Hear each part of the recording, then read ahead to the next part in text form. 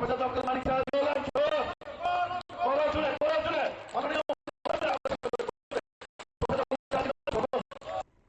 পদ্মলোচন ত্রিপুরার যে বললো যে 10 দিন সমানে ওর ঘুম হচ্ছে না, টেনশনে ছিল যে আজকের এই প্রোগ্রাম এটা সাফল্যমণ্ডিত হবে কি হবে না। অর্থাৎ খুব সিরিয়াস ওর নিজে যেভাবে এখানে বক্তব্য রাখছিল, এবং আমরা দেখলাম যে চেষ্টা যদি থাকে তাহলে সেটা যে সাকসেস হয়। আজকে এখানে এত লোক আমার ভাই ও বোনেরা এখানে উপস্থিত হয়েছে তৈবান দলের, সেটাই তার প্রমাণ। আজকে এখানে যে এমডিসি শ্রী পদ্মলোচন ত্রিপুরার উদ্যোগে যে বিশাল জনসভা, পাশাপাশি যে এখানে বস্ত্র বিতরণ এবং বিভিন্ন সামগ্রী বিতরণের যে আয়োজন, সেই আয়োজনে আমাদের মাঝে উপস্থিত আছেন আমাদের অত্যন্ত প্রিয় পবিত্র বিধানসভার বিধায়ক কাকরাবনের শ্রী জিতেন্দ্র মজুমদার মহোদয়। তাছাড়া এখানে উপস্থিত আছেন শ্রীবিন্দু দেবনাথ ধনপুর কেন্দ্রের মাননীয় বিধায়ক, আর যিনি একটু আগে উনার মূল্যবান বক্তব্য আমরা সবাই মিলে শুনলাম, এত সুন্দরভাবে উনি বিস্তৃত আলোচনা এখানে রেখেছেন, আমাদের সবার প্রিয়, আমাদের প্রাক্তন ইস্ট কনস্টিটিউয়েন্সির যিনি আমাদের পার্লামেন্টের সদস্য ছিলেন শ্রী রেবতী ত্রিপুরা মহোদয়। এখানে উপস্থিত আছেন আমাদের ত্রিপুরা প্রদেশ বিজেপির আমাদের জনজাতির যুব আইকন শ্রী বিপিন দেববর্মা মহোদয়, জেনারেল সেক্রেটারি ত্রিপুরা প্রদেশ বিজেপির। আমি যখন এখানে ঢুকছিলাম উনার বক্তব্য আমরা শুনছিলাম। এখানে আমাদের প্রদেশ বিজেপির সম্মানিত স্টেট সেক্রেটারি ডেভিড দেববর্মা উপস্থিত আছেন, উনিও উনার বক্তব্য এখানে রেখেছেন খুব সম্ভবত, আমি জানি না। এখানে উপস্থিত আছেন শ্রী বিপুল মজুমদার মন্ডল প্রেসিডেন্ট 23 দনপুরের। তাছাড়া এখানে বিশ্বজিৎ মারাক 32 মাতাবাড়ির মন্ডল প্রেসিডেন্ট, এবং শ্রী বিশ্বজিৎ সরকার কাকরাবনের সম্মানিত মন্ডল প্রেসিডেন্ট। তাছাড়া আমাদের মাঝে উপস্থিত আছেন শ্রীমতী সুপ্রিয়া দাস দত্তা মহোদয়া, জেলা সভাধিপতি সিপাহীজলার ডিস্ট্রিক্ট প্রেসিডেন্ট। এই সিপাহীজলার যিনি ডিস্ট্রিক্ট প্রেসিডেন্ট ত্রিপুরা প্রদেশের, ত্রিপুরা আমাদের ভারতীয় জনতা পার্টির শ্রী উত্তম দাস মহোদয়। এবং এখানে যারা আজকে এখানে উপস্থিত হয়েছেন আমাদের দলের যারা বিভিন্ন স্তরের যারা প্রতিনিধিরা উপস্থিত, এবং মা ও বোনেরা, বিশেষ করে আমি মা ও বোনেদের বলবো, ভাইরা তো উপস্থিত আছেনই, এবং জনজাতি অংশের বিশিষ্ট ব্যক্তিবর্গরা এবং সাংবাদিক বন্ধুরা, সবাইকে আমি হার্দিক অভিনন্দন ও শুভেচ্ছা জানাচ্ছি। এরকম একটা বিশাল সংখ্যায় আপনারা আজকে তৈবান দলে আপনারা যখন এসছেন, আমি এখানে এসে এই ভারী মাত্রায় আপনাদের দেখে আমার একটা কথাই মনে হচ্ছিল যে 2026-এর যে আমাদের ইলেকশন হতে যাচ্ছে এডিসিতে, সেই ইলেকশনের কি হচ্ছে বলুন তো, কি হচ্ছে? কুমলুঙ্গে কম্পন শুরু হয়ে গেছে। কুমলুঙ্গে কিন্তু কম্পন শুরু হয়ে গেছে, আমি নিশ্চিত কুমলুঙ্গে কম্পন শুরু হয়ে গেছে। আমরা জানি আগামীকাল আমরা 26শে জানুয়ারি আমাদের প্রজাতন্ত্র দিবস। এখন রাজতন্ত্র আর নেই, কিন্তু গণতন্ত্র, এখন রাজতন্ত্র নেই, গণতন্ত্র এবং প্রজাতন্ত্র। এবং যে কারণে আজকে আমার দেশের মাননীয় প্রধানমন্ত্রী একজন চাওয়ালা, সে রাজ পরিবার থেকে কিন্তু আসেনি, উনি একজন চাইওয়ালা। আজকে এই গণতন্ত্রের কারণে যে সংবিধান প্রতিষ্ঠিত হয়েছে, সেই সংবিধান প্রতিষ্ঠিত দিন হচ্ছে 26শে জানুয়ারি, এবং সেই কারণে আজকে একজন চাইওয়ালা আজকে আমাদের দেশের মাননীয় প্রধানমন্ত্রী।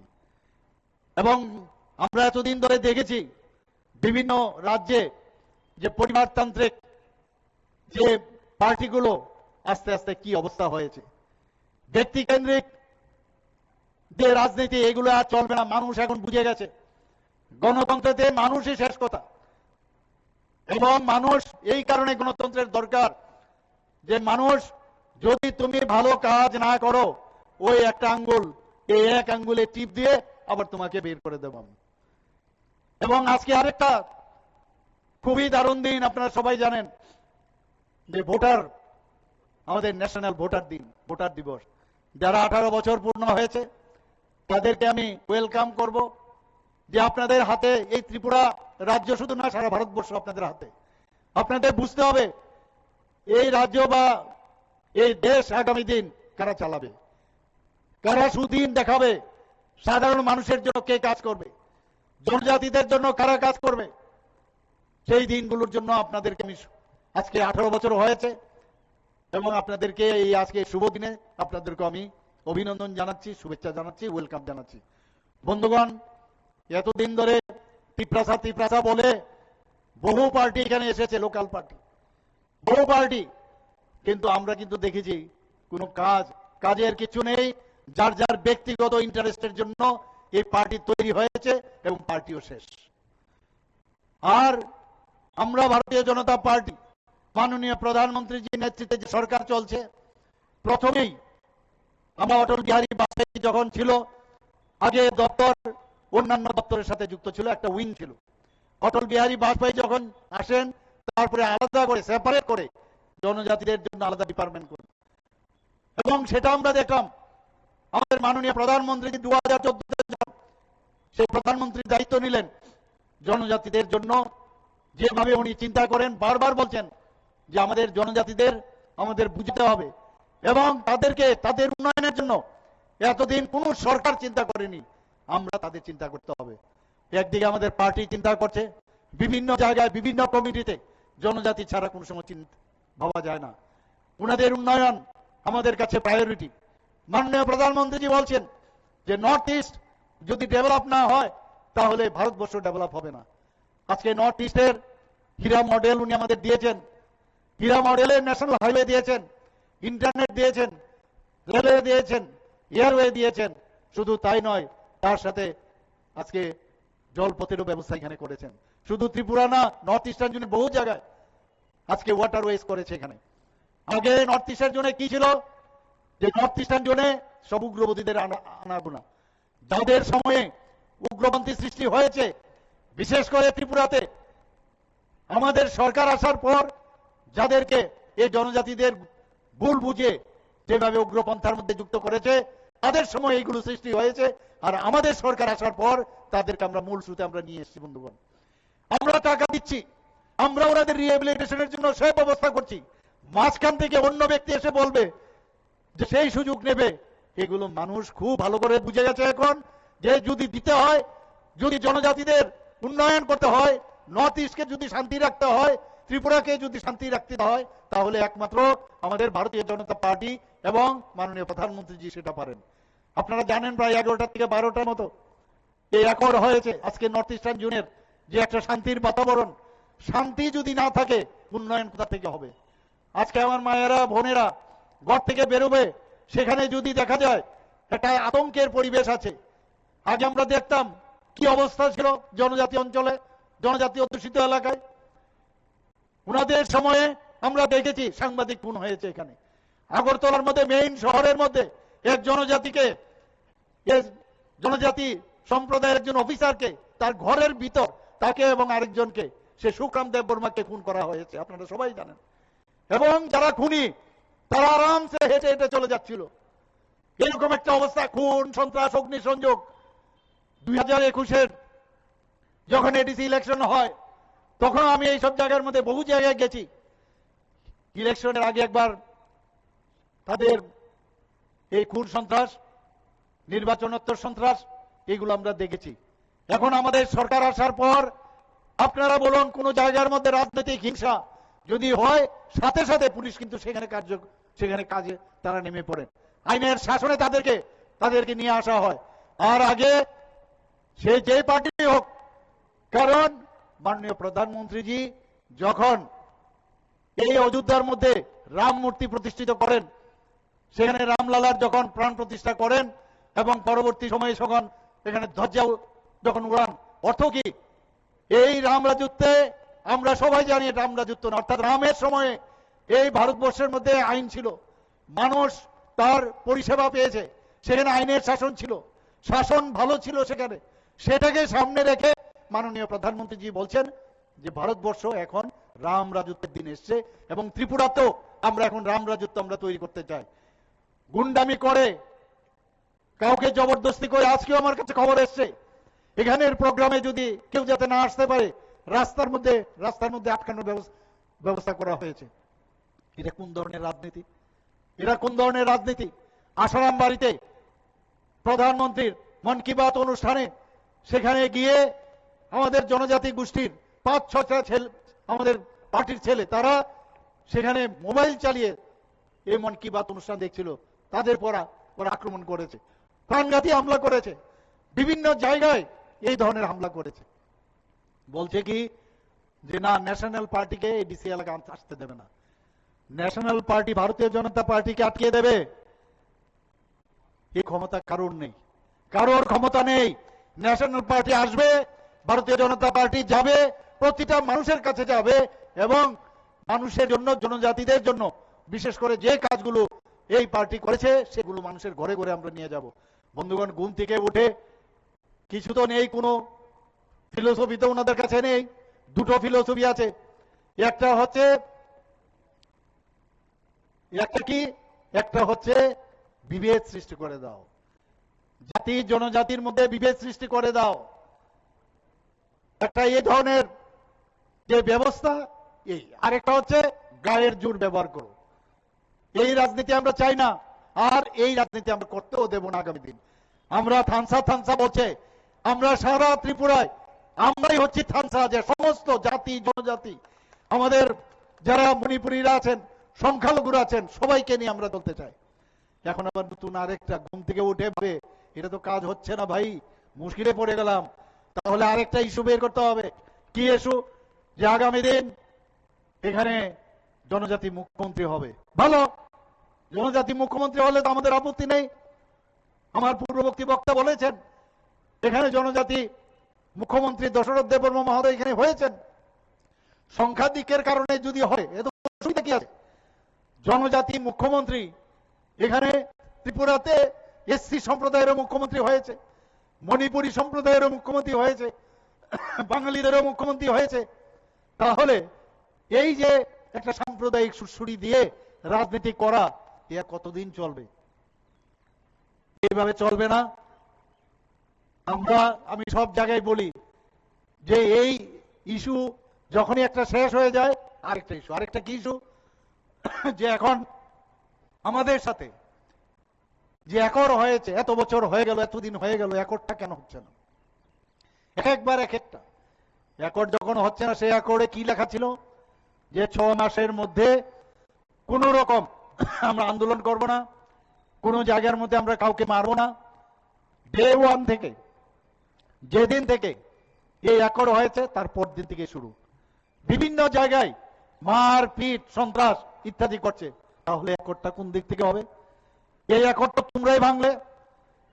তারপরও ওনাদের সাথে আমি ভালোভাবে কথা বলেছি, আমাদের সরকার ভালোভাবে কথা বলছে, কিন্তু এমন ভাবে একটা দাদাগিরির যে একটা চিন্তা যে আমাদের ছাড়া চলবে না, সেটা তো কোনো অবস্থায় ভারতীয় জনতা পার্টি সেটাকে মানবে না, আগামী দিনও মানবে না। গায়ের জোর দেওয়া হবে না। যদি থাকতে হয় সহাবস্থার মধ্যে সুন্দরভাবে থাকতে হবে। ভারতীয় জনতা পার্টির সাথে যেহেতু এসেছো, আমরা চাই আমাদের ভারতীয় জনতা পার্টির যে সব সময় রয়েছে, যে আমাদের যারা পার্টনার আছে, আমাদের সাথে যারা আছেন, তাদেরকে আমরা কিন্তু ছাড়ি না। কেউ যদি যেতে চায় কোনো নো প্রবলেম, কিন্তু আমরা অ্যালায়েন্সের যে ধর্ম, সেই ধর্ম আমরা পালন করি। কেউ যদি অ্যালায়েন্সের ধর্ম পালন করতে না চায়, এটা তাদের বিষয়, আমাদের সমস্যা নাই। কিন্তু জনজাতিরা যাদের আমরা জানি, যারা এতদিন ধরে আমি যেটা দেখেছি অত্যন্ত কোমলমতি, তাদেরকে নানাভাবে উল্টো পাল্টা বুঝিয়ে তাদেরকে নানাভাবে ঘোলা জলে মাছ ধরার চেষ্টা করছে। এখন মানুষ বুঝে গেছে। এই ভারতীয় জনতা পার্টি আসার পর 2019 থেকে আমাদের 2018-তে আমরা ত্রিপুরাতে আসলাম, 2024 পর্যন্ত আমরা 7 জন জনজাতি যারা বিশিষ্ট ব্যক্তিরা, যেখানে তাদের বিশিষ্টতার জন্য জানা যায়, তাদেরকে পদ্মশ্রী উপাধি দেওয়া হয়েছে। সেটা একমাত্র সম্ভব হয়েছে ভারতীয় জনতা পার্টির কারণে, আমাদের মাননীয় প্রধানমন্ত্রীজির কারণে। আমাদের একটু আগে আমার রেবতী বাবু বলেছেন যে ত্রিপুরার এই যে আমাদের সিপাহী জলার, আজকে একটু আগেও সেখানে প্রোগ্রাম করে এসেছি, সেই জায়গার উনি যখন উপমুখ্যমন্ত্রী ছিলেন যে ডেভেলপমেন্ট সেখানে হয়েছে, বিশ্রামগঞ্জ থেকে শুরু করে সমস্ত উনার যে কেন্দ্র, সমস্ত জায়গায় ভারত ত্রিপুরা রাজ্যের আর কোথাও কোনো এই ধরনের কিন্তু ডেভেলপমেন্ট হয়নি। ঠিক আছে, হার জিত থাকবে, এবং ত্রিপুরায় কিন্তু একটা ইতিহাস হয়েছে। জিষ্ণু দেববর্মা সেখানে হাইয়েস্ট ভোটে উনি ইলেকশন সেখানে কিন্তু জিতেছেন। পরবর্তী সময়ে এই রাজনীতির কলা কৌশলে হেরেছেন, ঠিক আছে, কিন্তু আজকে এই জিষ্ণু দেববর্মা মহোদয়কে রাজ পরিবারের এক সন্তান, ওনাকে তেলেঙ্গানার মতো জায়গার মধ্যে এত বড় রাজ্যের সেখানে ওনাকে রাজ্যপাল বানিয়েছেন। আমাদের প্রধানমন্ত্রী জি আসার পর আজকে জনজাতিদের কোনো সময় রাষ্ট্রপতি কোনো দিন হয়নি, সেখানে আজকে এই দ্রৌপদী মুর্মুজি একদম অজগায়ের উড়িষ্যার এক ব্যক্তি মহিলা, ওনাকে আজকে রাষ্ট্রপতি জি বানিয়েছেন। একের পর এক এটা বুঝতে হবে আমাদের যে কারা এই জনজাতিদের নিয়ে যে সবকা সাথ সবকা বিকাশ বিশ্বাস আর প্রয়াস, একমাত্র সেটা আমাদের ভারতীয় জনতা পার্টি সেটা করতে পারে, যে সবার উন্নয়ন চাই আমরা। উন্নয়নের প্রধান শর্তই হচ্ছে আইন শৃঙ্খলা। আজকে আইন শৃঙ্খলা কিছুদিন আগে আপনারা দেখেছেন যে 20 বছরের মধ্যে 20 বছরের ইতিহাস ত্রিপুরাতে 8.2% ক্রাইম রেট কমে গেছে ত্রিপুরাতে আছে। এটা আমাদের জন্য আজকে বাইরে থেকে একজন ইনভেস্টর ত্রিপুরাতে আসছে এখানে। কালকেও আপনারা ডোনার মিনিস্টার এখানে এসেছেন জ্যোতিরাদিত্যজি, উনি বলছেন যে যেভাবে ত্রিপুরাতে পর্যটনের সম্ভার এখানে, এবং প্রায় 800 কোটি টাকার মতো এখানে আজকে এখন অলরেডি দিয়ে দিয়েছেন, আরো আগামী দিন দেবেন। সেই ওনার ডোনার মিনিস্ট্রি থেকে মাননীয় প্রধানমন্ত্রীজির যে চিন্তা ভাবনা, সেইভাবে ত্রিপুরাকে আজকে ডেভেলপ করা হচ্ছে। রাস্তাঘাট থেকে আরম্ভ করে বিভিন্ন জায়গায় সমাজপতিদের সাথে আজকে আমি কথা বলেছি এখানে আসার আগে, ওনারও কিছু কিছু দাবি আমার সামনে রেখেছেন। আমরা বললাম উন্নয়ন অন্তহীন, এতদিন ধরে 35 বছরের রাজত্ব আপনারা দেখেছেন, কংগ্রেসের পিরিয়ডও আপনারা দেখেছেন, জনজাতিদের ভোট বাক্সেই পরিণত করেছে। ইস্যু শেষ, আরেকটা ইস্যু তাড়াতাড়ি বের করতে হবে। সেটা কি ইস্যু? ইস্যু হচ্ছে যে আমাদের রোমান স্ক্রিপ্ট করতে হবে। আরে রোমান স্ক্রিপ্ট, এটা আবার কি রোমান স্ক্রিপ্ট? বিদেশের যে স্ক্রিপ্ট তুমি কেন নেবে? ভাষার আমরা উন্নয়ন করছি, ভাষার সাথে আমাদের সমস্যা নাই, ভাষা তো আমরা উন্নয়ন করছি, কিন্তু এটাকে দেখুন কিভাবে বানিয়ে বলছেন যে আপনাদের যে ছেলে মেয়ে তাদেরকে ইংরেজি পড়াবেন না, কি বাংলা পড়াবেন? আমরা তো বলছি বাংলার সাথে আপনি সরিয়ে দিন, বাংলার দরকার নেই। কিভাবে স্ক্রিপ্টের সাথে একটা এই যে একটা ডিভাইডেড পলিসি করার, আমরা বলছি ককবরকেই পড়তে হবে, নো প্রবলেম, কিন্তু সেটা আপনারা নিজেরা স্ক্রিপ্ট তৈরি করুন না, নিজেরা তৈরি করুন। আপনি হিন্দিতে আপনারা কথা বলেন, দেবনাগরীতে কথা বলেন, দেবনাগরী নেন না, দেবনাগরী আমরা নেব না। যদি দেবনাগরী না নেন নো প্রবলেম, ইন্ডিজিনাস করুন। চাকমারা যদি নিজেদের স্ক্রিপ্ট করতে পারে তাহলে আপনারা কেন স্ক্রিপ্ট করতে পারেন না? একটা ইস্যু চাই, পরীক্ষা আসে, গতবারে ওই ধরনের প্রবলেম ওরা করেছে। আমি শেষ পর্যন্ত বললাম ঠিক আছে, আমার প্রবলেম নেই, ত্রিপুরা বোর্ড অফ সেকেন্ডারি এডুকেশনে যদি কেউ রোমান স্ক্রিপ্টে পরীক্ষা দিতে চায় ও কোনো অসুবিধা নেই, অর্থাৎ স্ট্যাটাস কিউ আমি বলেছি, অর্থাৎ রোমান স্ক্রিপ্টে পরীক্ষা দিতে পারবে, আবার বাংলা অর্থেও পরীক্ষা দিতে পারবে, প্রবলেম নেই। বাই দিস টাইম আপনারা আপনাদের স্ক্রিপ্ট তৈরি করুন। আমার কাছে বহু জনজাতির বিদ্বান ব্যক্তিরা আমার কাছে এসছে, ওনারা বলছেন আমরা স্ক্রিপ্ট আমাদের কাছে তৈরি আছে, আমরা স্ক্রিপ্ট নেব না, আমরা এই স্ক্রিপ্ট নেব না, কারণ ইস্যু শেষ হয়ে যাবে। এবং বিধানসভার মধ্যে আমি বলেছি যে এই যে পরীক্ষা হয়েছে, দেখা গেছে অত্যন্ত সামান্য কিছু লোক মাত্র রোমান স্ক্রিপ্টে পরীক্ষা দিয়েছে, আর বাকি বাংলা স্ক্রিপ্টে পরীক্ষা দিয়েছে। আমি বলছি ঠিক আছে, বাংলা আমাদের দরকার নেই, আপনার যদি গায়ে চুলকানি হয় বাংলা নিয়ে, আমার হ্যাভ নো প্রবলেম। রবীন্দ্রনাথ ঠাকুরকে 7-7 আপনি এনেছেন এখানে, আপনারা কোনো অসুবিধা নেই, কিন্তু আপনি নেক্সট জেনারেশন, আপনার যে নেক্সট জেনারেশন তাদেরকে কি জবাব দেবেন? যে রোমান স্ক্রিপ্ট, এটাকেও আবার নতুন ভাবে কি বলছেন যে ইংরেজরা যদি রোমান স্ক্রিপ্ট ব্যবহার করতে পারে আমাদের কি অসুবিধা? আরে ওরা যেটা করেছে আমরা কেন করব? আমরা একদিকে বলি আমাদের কৃষ্টি সংস্কৃতি, আমাদের ঐতিহ্য আমরা রাখবো, আবার আরেক দিক দিয়ে যে ফ্যাক্টরি থেকে যেভাবে অর্ডার দেওয়া হয় সেইভাবে এই রোমান স্ক্রিপ্টের পেছনে আপনারা পড়ে আছেন। আমি যুক্তি দিয়েছি, যদি এই স্ক্রিপ্ট আপনারা ব্যবহার করেন তাহলে যে আমাদের 8 শিডিউলের মধ্যে সেটা গ্রহণ করবে না, কারণ 8 শিডিউলের মধ্যে ক্লিয়ার কাট টাকা আছে যে বাইরের স্ক্রিপ্ট কোনো অবস্থায় সেটাকে মান্যতা দেওয়া হবে না। বুঝানোর চেষ্টা করি, ঘরের ভিতরে একরকম বলে বাইরে গিয়ে আবার লেলিয়ে দেয়। এই যে একটা রাজনীতি করছে ছোট ছোট কোমলমতি ছেলে মেয়েদের, আমি তাদের কাছে অনুরোধ করব, বুঝতে পারছে, এখনো বুঝতে পারছে, আমি জানি ওনারা এখন বুঝতে পারছেন যে নেক্সট জেনারেশন, আমি ওনাদেরকে, ওরা যখন আরেকবার এরকম স্ট্রাইক করেছিল আমার সাথে দেখা করেছিল, আমি ওনাদেরকে বলেছি যে নেক্সট জেনারেশনকে তোমরা কি বলবে। এর মধ্যে এক দুজন বলেছেন, না sir this is also one of the ways, আমরা তো এইভাবে চিন্তা করিনি। তা আমি বললাম তাহলে করো তোমরা, তোমাদের এডুকেটেড পার্সন আছে, আমার কাছে প্রায়শ আছেন। না, ওই যে বললাম ফ্যাক্টরি, আবার ফ্যাক্টরি বললে আবার জিজ্ঞেস করে ফ্যাক্টরির নামটা বলার জন্য, অদ্ভুত বসে থাকে। আজকেও ভাষণের পরে আমি নিশ্চিত আবার জিজ্ঞেস করবে উনি যে এটা বললেন উনি এটা পরিষ্কার করে বলুক না। এই যে অবস্থা চলছে এইভাবে কতদিন চলবে? আমি আবার যদি বলি যে we are big brother, we are not big brother, আমাদের ব্রাদার ব্রাদার কিছু নেই, অদ্ভুত কিছু বলাও যাবে না। মানে কোন জায়গায় কখন কি বলছেন, কখন কি বলবেন না বলবেন কেউ কিছু জানে না। এইভাবে একটা রাজ্য কোনো অবস্থায় চলতে পারে না। এটা আমরা দেখেছি 2021-এ যখন এডিসির ইলেকশন হয়, আবার যদি বলি 28টার মধ্যে 28টা আমরা পাবো, আর রাজনীতির মধ্যে এইভাবেই বলতে হবে 28টার মধ্যে 28টাই পাবো পরিষ্কার, এবং 28টার মধ্যে 28টাই পেতে পারি আমরা। এখন বর্তমানে যে অবস্থা দাঁড়িয়েছে ভারতীয় জনতা পার্টির, যাকে বলবে তাকেই আজকে জনজাতিরা ভোট দেবে, এবং আমি নিশ্চিত যে 28টার মধ্যে 28টাই আমরা পাবো আগামী দিন।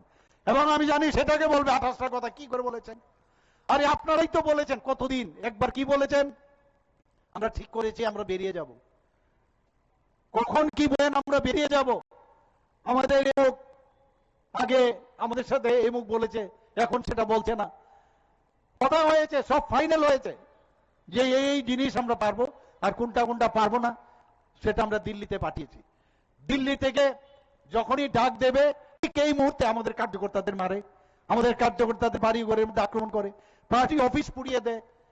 এবং সেইগুলোর মধ্যে এখন আবার যদি আমি বলি যে পার্টির মধ্যে যারা ঢুকেছে এগুলো ছেলে কমিউনিস্টের দল, সব হারমাত বাহিনী এসে ঢুকেছে।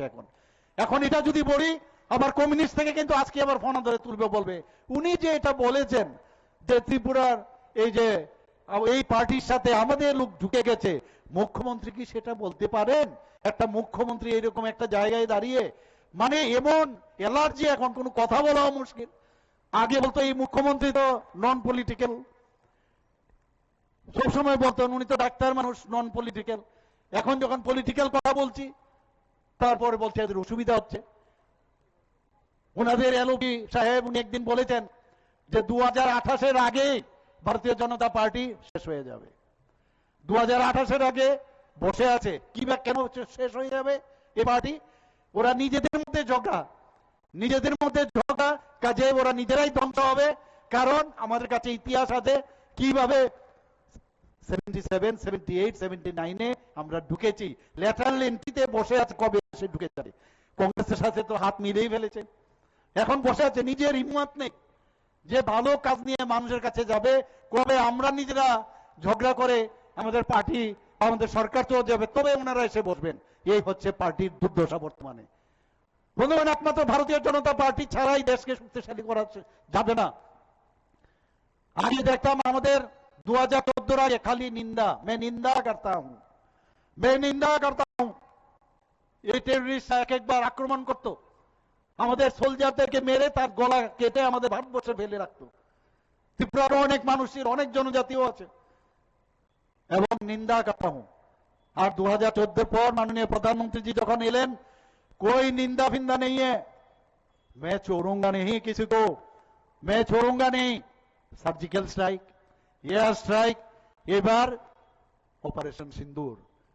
এবং উনি কি বলছেন, আমাদের ইউনিয়ন মিনিস্টার যে ফরেন মিনিস্টারের মাধ্যমে বলেছেন, কি বলছেন, যখন এই অবস্থা যে ব্ল্যাকমেলিং করা হতো, পরমাণু বোমা ফাটিয়ে দেবে পাকিস্তান, বলছে এইসব ব্ল্যাকমেলিং এর দিন চলে গেছে। ঘর মে ঘুসকে মারুঙ্গা, প্রায় 100 কিলোমিটার ভিতরে ঢুকে গিয়ে 26 জনকে মেরেছে। 26 মিনিটে 9টার থেকে 10টার মতো এই টেররিস্টদের ঘাঁটিকে ধ্বংস করে ফেলেছে। এই হচ্ছে আমরা একটা গার্জিয়ান আমরা পেয়েছি। গার্জিয়ান উইক হলে ইঞ্জিন গাড়ির যদি আপনার ট্রেনের সামনের ইঞ্জিন যদি খারাপ হয়, ভালো না চলে, তাহলে আপনার সামনের দিকে এগোবেন কি করে? আমি সেদিন শুনছিলাম একজন আমাদের ইউনিয়ন মিনিস্টার বলছেন, খুব সুন্দর কথা বলছিলেন, যে কংগ্রেস, সিপিএম এবং এইসব যে লোকাল পার্টি, কারোর নামে, কারোর পতাকার মধ্যে উনার ছবি ইত্যাদির পতাকা দিয়ে যে পার্টিগুলো আছে, বলছে तुम लोग वो स्टेशन में बैठे रहो, हम लोग 2047 में जा रहे हैं, टाटा बाय बाय, और हम लोग आगे बढ़ रहे हैं, और डबल इंजन सरकार तो और जल्दी जल्दी जाएगा, टाटा बाय बाय।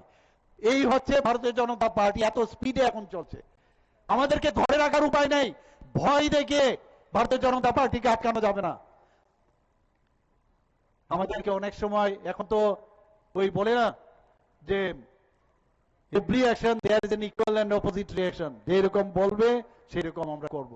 মুখ্যমন্ত্রী এখন সরে যাচ্ছে, মুখ্যমন্ত্রীকে সরিয়ে দিবে, ভালো, সরিয়ে দিন, নো প্রবলেম, কিন্তু ওই সাম্প্রদায়িক সুরসুরি লোক চলে যাচ্ছে, হাঁটছে না, থাকছে না, ধরে রাখতে হবে। আগে আমার কাছে ডেপুটেশন দিতে এসেছিলেন, ডেপুটেশন দিতে এসে বলছেন কি ব্যাপার, 5-6 দিন ধরে আমার সাথে। আমি বললাম ঠিক আছে, আসুক, দেখা করুক, নো প্রবলেম, আমি সবসময় সম্মান করি। আসার পরে আমাকে বললেন যে এরকম, এর মধ্যে আগে যে স্ক্রিপ্ট ছিল রুমানের সাথে আবার আরেকটা ঢুকিয়ে দিয়েছে। আমি বললাম আবার কবে আরেকটা ঢুকাবে? এইভাবে ঢুকিয়ে ঢুকিয়ে আর কতজনকে আটকাতে পারবে না তোমরা? যাই হোক, ওনাদের সাথে ভালোভাবে কথা বলেছি। বাইরে গিয়ে বলছে মুখ্যমন্ত্রী রাজি আছে, মুখ্যমন্ত্রী খুব ভালো, খুব ভালো, মানে আমার সাথে দেখা করা। বাইরে গিয়ে বলছে, আমাকে অনেক সাংবাদিক বন্ধুরা জিজ্ঞেস করছেন এটা কি। আমি বললাম সৌজন্যতার সাথে জন্য আমি দেখা করেছি, এর অর্থ ওই না, we stand by our original statement. কোন অবস্থায় আমাদের কেন্দ্রের নেতৃত্ব কোন অবস্থায় রোমান স্ক্রিপ্টকে মান্যতা দেয় না। যত বড় আন্দোলনই হোক, তাতে কোনো লাভের লাভ হবে না। আমরা চাই ইন্ডিজিনাস দেবনাগরীবাদ, বাংলাবাদ, ভারতবর্ষের যে কোনো, যদি মনে করো যে কোন স্ক্রিপ্ট রাজি না, তামিলনাড়ু একটা বলেছিলেন যে রাজি আছে, এখন আবার পিছিয়ে হটে গেছে, বললাম নো প্রবলেম, তাহলে ইন্ডিজিনাস নিজেদের করো, আগামী দিন next generation. Otherwise next generation কি হবে, খালি সেই রোমান স্ক্রিপ্ট নিয়ে, ইংরেজি নিয়ে কথা। ইংরেজি ল্যাঙ্গুয়েজটা আলাদা, ইংরেজি শিক্ষা একটা, কিন্তু এটাকে দেখো কিভাবে মানে বিকৃতি করে বলছে, কিভাবে মানুষকে বোকা বানানোর চেষ্টা করছে। এইভাবে বছরের পর বছর এই জনজাতি, কোমলমতি আমার ভাই বোন, আমার ছেলে মেয়েদের, তাদেরকে বিভ্রান্ত করেছে। আমরা এই যতগুলো টেররিস্ট আছে, এটিটিএফ, এনএলএফটি, তাদেরকে আমরা এই মাননীয় প্রধানমন্ত্রীজির নেতৃত্বে, অমিত ভাই যে নেতৃত্বে আজকে এখানে ত্রিপুরাতে যে মৌ হয়েছে, এর জন্য তাদের রিহ্যাবিলিটেশনের জন্য প্যাকেজ দিয়েছে 250 কোটি টাকা আমরা দিয়েছি। মাঝখানে অন্যরা কি করে ঢুকবে? আজকে এই আমাদের যারা রিয়াং শরণার্থীরা এসছে, তাদের জন্য প্যাকেজ প্রথমে 500 কোটি টাকা ছিল। কে দিয়েছে? ভারতীয় জনতা পার্টির নেতৃত্বাধীন সরকার দিয়েছে, ত্রিপুরা সরকার দিয়েছে। মাঝখানে অন্যরা কেন ঢুকবে? আমাদের করছি আমরা, আর আমাদের হয়ে এমন একটা ভাব দেখাবে আমরা করছি, আপনাদের আন্দোলনের জন্য হচ্ছে, এরকমটা না। আমরা দেখেছি দিল্লিতে অনেক আন্দোলন হয়েছে, কিছু কাজের কাজ কিচ্ছু হয় না। কারণ রাষ্ট্রের জন্য এই ভারতীয় জনতা পার্টি, রাষ্ট্রের জন্য, মানুষের জন্য, সবকা সাথ, সবার জন্য, সবকা বিকাশ, সবার বিকাশ, সবার উন্নয়ন, সেই দিশায় চলে, কাউকে আলাদাভাবে দেখে না। এর নাম হচ্ছে ভারতীয় জনতা পার্টি। এইভাবে উল্টোপাল্টা কথাবার্তা বলে এখনো সময় আছে, যদি ভালোভাবে চলেন তো very good, welcome, no problem. আমরা আগামী দিন ত্রিপুরাকে আমরা বারবার বলছি যে এক নতুন ত্রিপুরা আমরা তৈরি করব। মাননীয় প্রধানমন্ত্রীজি যখন এবার অপারেশন সিন্দুর করার পরে উনি কি বলেছেন, যখন বাইরের থেকে বহু লোক এসে ইন্টারফেয়ার করার জন্য, উনি বলেছেন we don't need any preacher, পরামর্শদাতার আমাদের দরকার নেই, we need partner. So in politics also in Tripura we want only partner, no preacher we don't want. আর এবং প্রিচার যারা কন্টিনিউয়াস খালি গন্ডগোল নানা রকম ভাবে প্রবলেম ক্রিয়েট করবে, তাদেরকে তো কোনো অবস্থায় আমরা মান্যতা দেব না। বন্ধুগণ, আমাদের ভাই বোনদের জন্য, জনজাতিদের উন্নয়নের জন্য আমাদের যা যা দরকার আমরা সেটা করব। আপনারা দেখেছেন এর মধ্যে আমরা মহারাজাদের সবচেয়ে বেশি, এর আগে কমিউনিস্টরা মহারাজাদেরকে ঘরের ভিতর ঢুকিয়ে দিয়েছিল। আমরা আসার পর মহারাজা বীর বিক্রম কিশোর মাণিক্য বাহাদুরের নামে মাননীয় প্রধানমন্ত্রীজি সেই এয়ারপোর্টের নাম দিয়েছে। এর আগে তো কেউ দেয়নি। এখন সুযোগ এসছে, গণতন্ত্র এতদিন ধরে আপনাদের মনে পড়েছে, 2021-এর আগে আপনাদের তো খবরই নেই। সেই জায়গায় আমরা আপনাদের সম্মান দিচ্ছি। আজকে কামানচমনির যে একটা আইল্যান্ড ছিল মহারাজা বীর বিক্রমের, সেখানে আমার বাড়ির সামনে আমরা ছোটবেলায় দেখেছি, সেখানে 0 মাইল ফলক, সেটাকে আমি মাটি থেকে উঠিয়েছি, চোখের সামনে আমি দেখতাম। সেটাকে উঠিয়ে আজকে এখানে মহারাজা বীর বিক্রমের সেখানে মূর্তি আমি এখানে বসিয়েছি। বন্ধুগণ, আমরা সম্মান দিচ্ছি। আজকে এস ডি বর্মনের কথা কে না জানে? উনি একজন পরিবারের একজন ব্যক্তি, এত বড় সুরকার, এত বড় গায়ক সারা পৃথিবীর মধ্যে নেই। উনাকে এয়ারপোর্ট থেকে আসার পথে উনার মূর্তি, আমি যখন মুখ্যমন্ত্রী হই, একটা পূর্ব বয়া মূর্তি উনার নামে আমরা সেখানে কিন্তু প্রতিষ্ঠিত করেছি। একের পর এক আমরা মহারাজাদের সম্মান আমরা দিয়েছি। তা আমরা সবাইকে যেমন সম্মান দিই, 500 বছরের যে মাণিক্য ডাইনেস্টি, উনাদেরকে আমরা সম্মান দিই। এত কাজ করেছে, স্কুল কলেজ সব দিয়েছে। কিন্তু এর অর্থ এই নয় যে এখন এই গণতন্ত্র যুগে এখন তুমি বা আমরা, আপনারা যা বলবেন সেটা আমরা করব, এইভাবে চলবে না। দেশ এইভাবে চলে না। দেশ দেশের মতো চলবে, রাজ্য রাজ্যের মতো চলবে। সাধারণ মানুষের যে প্রবলেমগুলো আছে সেই প্রবলেমগুলো আমরা সলভ করার জন্য আমরা এখন সরকারে বসছি। আগের সরকার আমরা কি দেখতাম? খালি প্রবলেম ক্রিয়েট করে, অর্থাৎ প্রবলেম ক্রিয়েট করার সরকার ছিল। আর আমাদের সরকার হচ্ছে সলিউশনের সরকার। এডিসির কি অবস্থা দেখেছেন? সেটা যে কোনো কারণেই হোক, আমরা মাত্র 11টার মধ্যে আমরা সেই 2021-এ আমরা প্রতিদ্বন্দ্বিতা করি, 2টোর মধ্যে খালি ফ্রেন্ডলি করেছি। তারপরেও আমরা সেখানে 9টা, পরবর্তী সময়ে আরো একটা, আউট অফ 28 আমরা 10টা কিন্তু সেখানে আমরা ভোট, আমরা এডিসি আমরা পেয়েছি সেখানে। আমরা মাত্র এই 11টার মধ্যে এতগুলো, তাহলে আমাদের শক্তিরা কোথায়? বলতে आइए मैदान में, आइए देखता हूं क्या होता है। मैं भी बोलता हूं मैदान में हम भी देखेंगे आप क्या करोगे, हम भी देखेंगे क्या करोगे आप। हम लोग आराम से बात करना चाहते हैं, आराम से सोचना चाहिए। You should be in your mind. अंदाजी में हल्ला करके और गलार শিরা ফুলিয়ে কথা বললেই মানুষ এখন শুনে না। কাজ দেখাতে হবে। এডিসি সম্পর্কে আমাদের পদ্মলোচন মহোদয় অলরেডি বলেছেন যে হোয়াইট পেপার আমরা দাবি করেছি। এডিসির মধ্যে কিন্তু আমরা অ্যালায়েন্সে নেই, আমরা কিন্তু এডিসিতে অ্যালায়েন্সে নেই, আমরা কিন্তু এডিসিতে আমরা অপোজিশনে। কাজে আমরা অপোজিশন পার্টি হিসাবে আমরা এডিসির জন্য আমরা কথা বলতে পারি। আমাদের 28-এ ইলেকশন হবে, সেটা পরে দেখা যাবে। এখানে আমাদের রোল এখানে কিন্তু পার্টনার হিসাবে না, এটা বুঝতে হবে বন্ধুগণ। তো সেই জায়গায় দাঁড়িয়ে আজকে 71% যদি আপনি 69% যদি আপনি প্রায় অ্যাবাউট এই ত্রিপুরার প্রায় ধরুন 70% যদি আমি বলি ত্রিপুরার এডিসি অধ্যুষিত এলাকায়। তো ত্রিপুরার উন্নয়ন যদি করতে হয়, যত উন্নয়ন হচ্ছে ন্যাশনাল, আমাদের যে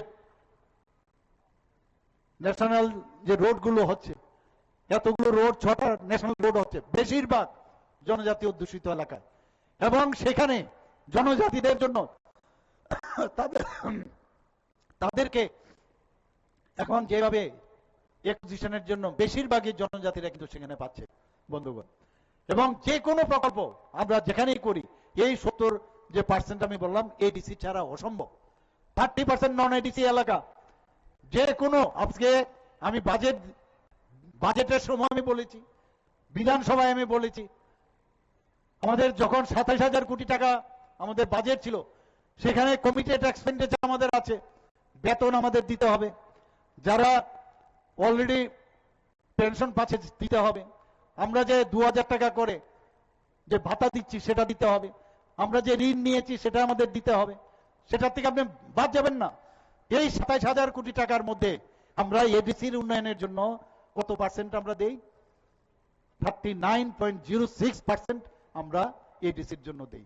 আর এইবার 2025-26 অর্থ বছরে সেটা 40%-এর উপরে যাবে। বলতে পয়সা দেয় না, পয়সা দেয় না। কে কোথায় যায় সবাই জানে, সবাই জানে কে কি করছে সেখানে। উন্নয়নের নামে প্রহসন আর চালাবে ত্রিপুরা। ত্রিপুরার কি দুর্দশা হবে এক এডিসি দেখেই বোঝা যায়। আজকে আমরা কিন্তু লাকি যে এখানে জুট আমল ত্রিপুরাতে কোনো এক সময় ছিল। কংগ্রেসের জুট আমল আমরা দেখেছি, মানুষ ভয়েও আর কংগ্রেসকে আনবে না। এডিসিতে এখন যারা চালাচ্ছেন এটা কিন্তু আমাদের জন্য একদিকে ভাগ্য ভালো, যেটাকে সামনে রেখে আগামী দিন যারা এডিসি চালাচ্ছেন যেভাবে দুর্নীতি ওরা ওখানে করছে সব খবর আমার কাছে আছে।